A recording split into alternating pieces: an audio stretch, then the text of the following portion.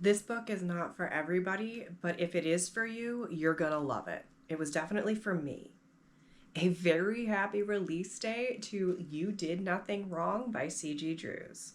In Elodie's life, it is always her and her son Jude against the world.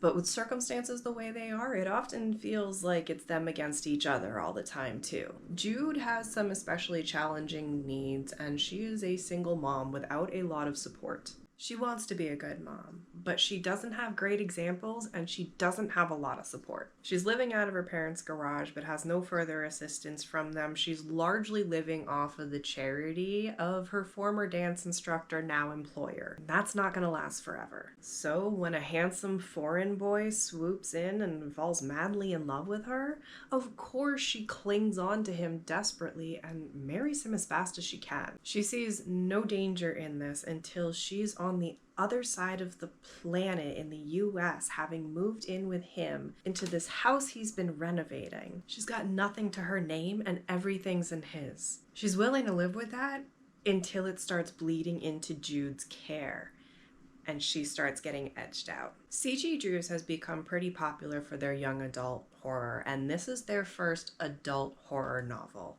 And this is the type of horror that's going to leave you uncomfortable all the way through, but very satisfied at the end. Not all readers are looking for that from their reading experience, but if that's what you like, it has been done phenomenally here. It becomes clear pretty quickly that we are seeing this story through the eyes of an abusive parent of an autistic child who has not been diagnosed. Elodie really wants to be a good mom, but more importantly, she wants to be seen as a good mom. And she works pretty hard to convince herself that she is. She tells herself over and over that under the circumstances, she has done nothing wrong. I absolutely love it when a book can present me with a character that I see off the bat as immoral. It then forces me to sympathize with this character.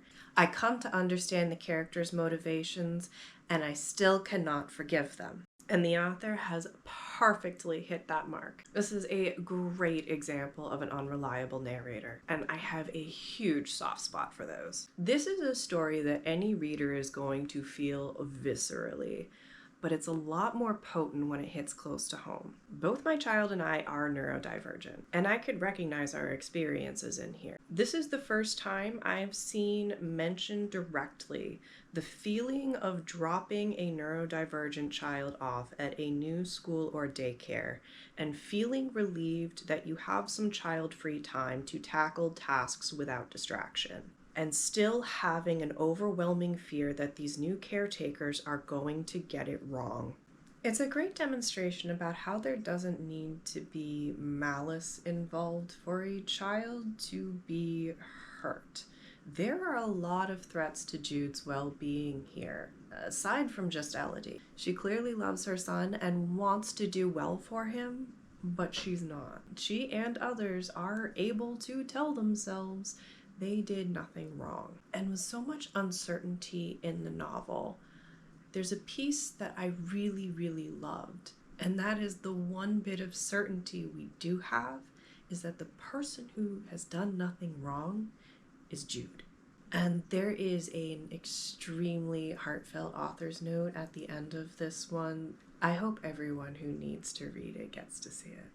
As always, there is a longer write-up of all of this available on my website along with all content warnings at writing.hallidaynelson.com. And I want to know what you are reading too.